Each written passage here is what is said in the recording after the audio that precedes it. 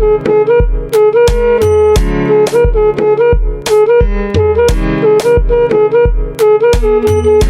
what's up you guys? It's your girl Sugar Sade. Welcome back to my channel. In today's video, I wanted to talk about how the coronavirus, aka COVID-19, has affected my job as a psych nurse. A lot of people don't correlate the two, psych and medical problems, because most of the patients that we get are medically cleared before they come onto our unit. But the answer to the question is yes, psych nursing is also impacted by the coronavirus, believe it or not. If you think about it, as a nurse, we come into contact with so many people. And as we've learned about this virus, that a lot of times people can be asymptomatic, or they can be carriers of the virus without showing any symptoms for up to 14 days.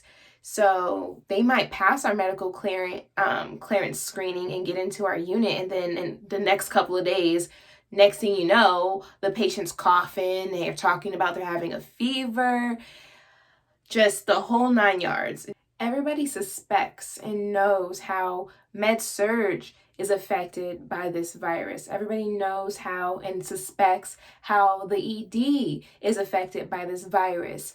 But in all reality, the ED and psych share the same population. That's why if you work in the ED, you can work in psych, and if you work in psych, you make a good ED nurse. Like, we go hand in hand.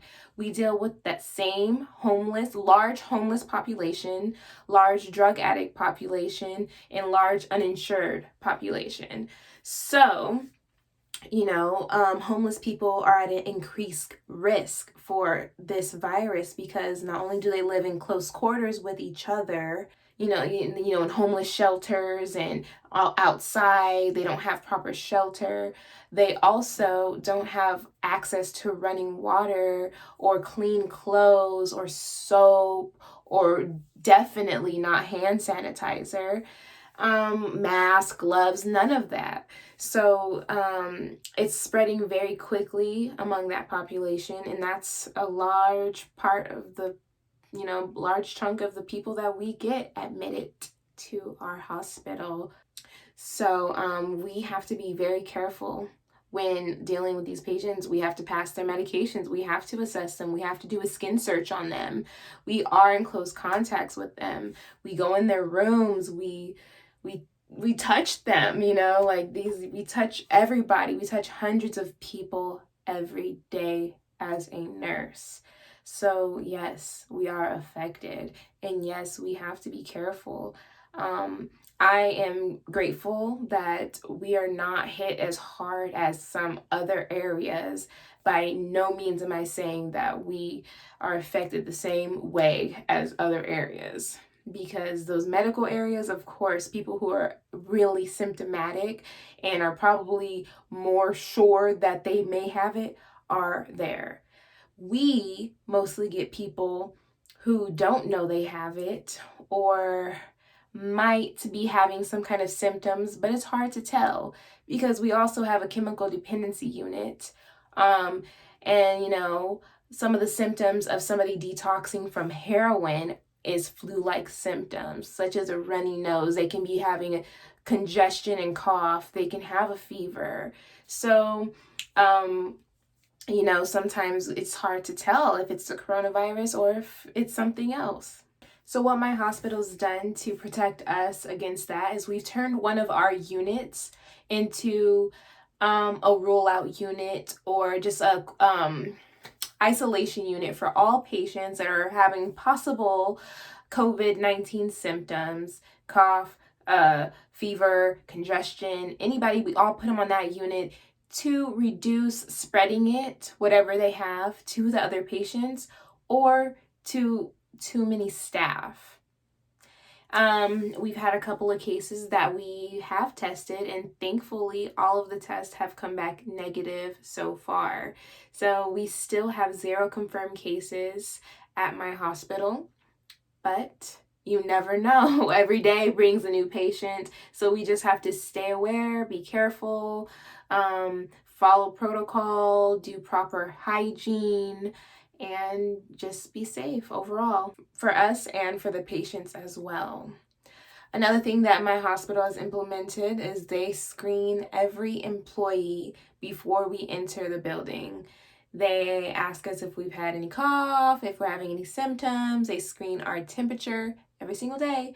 And if anybody is asymptomatic or has a fever, they're sent home. And they are not to return for 14 days. And, further things need to be done.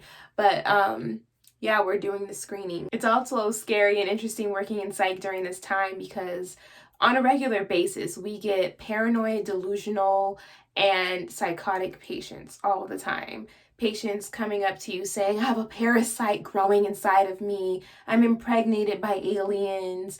Oh, I have HIV and I'm going to give it to you.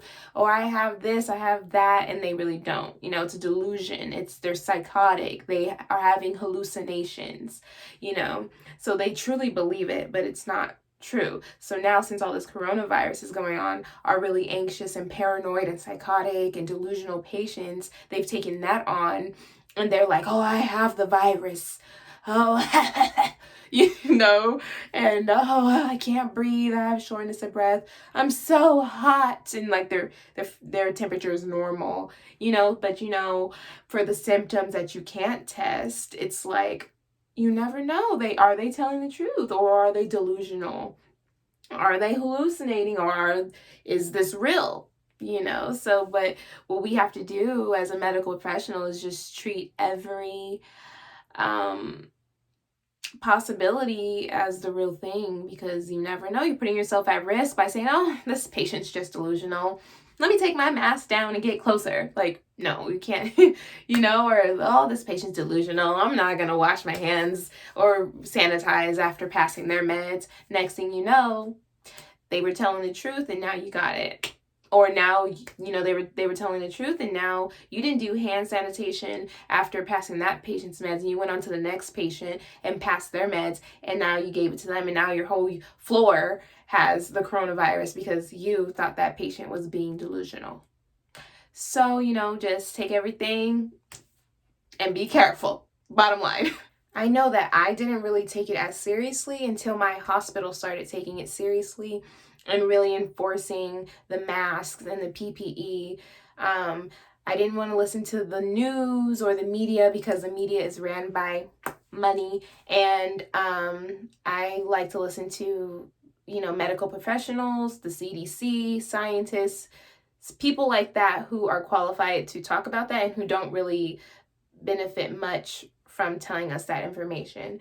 So once all of those people started talking about it and being serious about it, then I was really like, oh man, like, okay, this is something. I'm honestly very grateful for working for a company that does provide us with PPE and masks every single day. We only get one for once a shift, but I'm grateful for that because I know there's a lot of places where they are not doing that.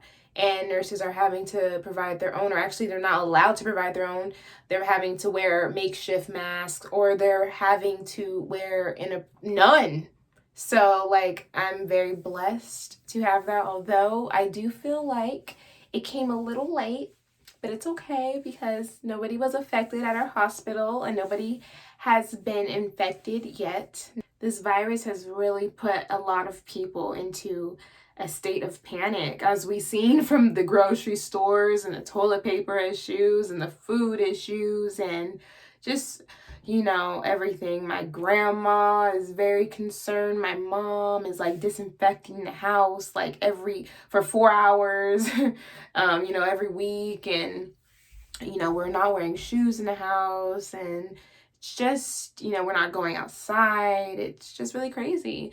But one thing to be grateful for in this circumstance is that this can be prevented. And it's by simple measures, hand hygiene, washing your hands often, using hand sanitizer, avoiding touching your mouth, nose, and eyes.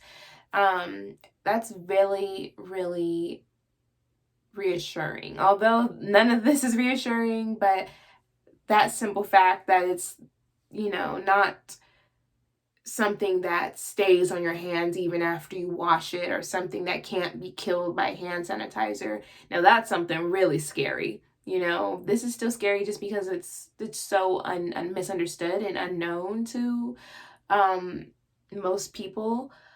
But we find the light in this situation. And thank you guys for doing your part. And thank you for tuning into this video. I hope it was informative, and happy quarantine. Stay safe, guys. Bye.